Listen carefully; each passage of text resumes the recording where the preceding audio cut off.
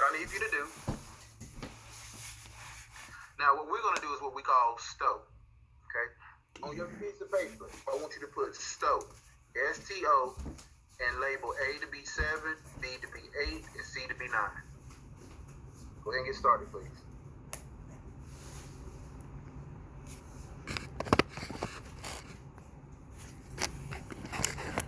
With Desmos. So what I'm going to do is I'm going to give A to be 7, B to be 8, and C to be 9. Okay, these are all part of our STO method. From this point on in, when you want to do a problem like the problem we're about to do, always go ahead and STO these problems into decimals. Okay? Keep them at 7, 8, and 9, just like you see them. A is 7, B is 8, and C is 9. And you will never have to change them no more. Okay? So here we go. Here goes our first problem. So problem number 1, I need for you to write down number 1, or question 1, and write down just the problem. You ain't gotta write the words, just the problem. 3A.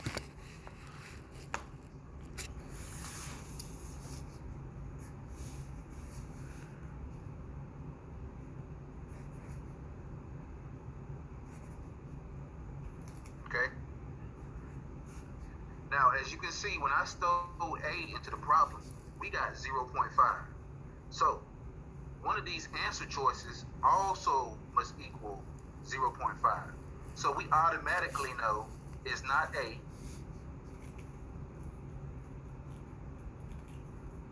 because -3 and 0.5 are not equal. So we know A is not an answer choice. Let's type in B. We see it's not B, because that's -0.02. Go back, let's type in C.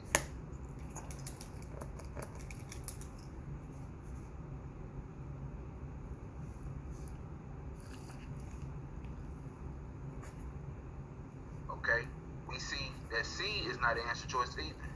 Let's go back, let's type in D. With D, we're gonna have to go back and type in the 3 up here. And our answer choice is what? D. Does everybody see that? Y, Z, you change X to A, Y to B, and Z to C. So our answer choice here is D. So get rid of this, get rid of this. Now what we're doing here is what we call STO. So we're gonna walk through these problems together so that you understand what you gotta do. Now, right here, as you can see, we have X and Z. I'm gonna do this. I'm gonna change my X to A minus 36. And let's keep it simple. Let's keep it as B.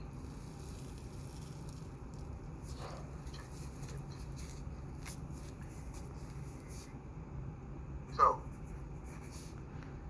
we took the first problem, X squared minus 36 Z squared, and changed it to A squared minus 36 B squared.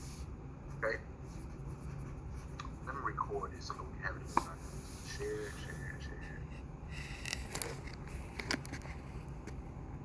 This meeting is being recorded. Okay, so what we must do, you have your stowed values into decimals. We change our X to A and our B to B. And when we change that, we now have a value of -2,255.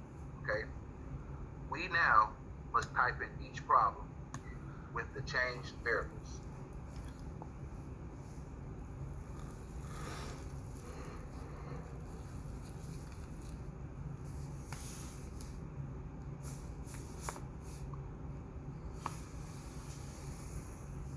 Automatically, when we put the first answer choice in there, we see our answer, right? Our answer is F. Okay? We can easily go and see if the other answers would have been the same. A plus B. A minus 36. We see that wouldn't work. G wouldn't have worked.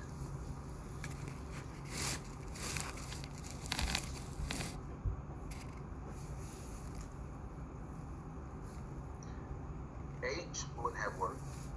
Go ahead and just change the sign for this. this one. And J would not have worked. So we automatically know our answer to this problem is F. It is F. Okay? And we go to our next problem. Right here, we do the same thing. We change. Hold on. Okay, go ahead. So is it always going to be 7, 8, 9? The same. Fairly easy. Yes. And the reason I say that, Ariana, because Yes. when you're working on a test, you don't want to keep changing values. You see what I'm saying? Yeah. So just leave it at 7, 8, and 9. Okay. Okay? Do you see that little roof on here? Yeah, I do feel that. And that goes for everybody. Whether you're working on an assignment that I've given you, or if you see a problem like this on the SOL, automatically go back to A is 7, B is 8, C is 9. Automatically go back to that. Okay? Yes. Boom. I like Now, this is where the TI-84 comes into play.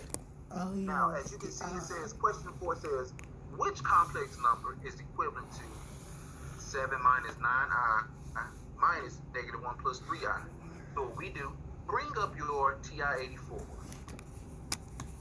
So I work I here. have brought my TI-84 up, so you should do the same. Can y'all see it? Yes. Okay, here we go. So what you do with you start typing in just like you see it. Just like parentheses, 7 minus 9. Where is the I? You press second decimal. That gives your I. Close parenthesis, minus, You need to put the 9 in there. parenthesis, negative 1 plus 3 second decimal. That gives your I. And close parenthesis. At that point in time, you hit enter. Do you see your answer choice automatically?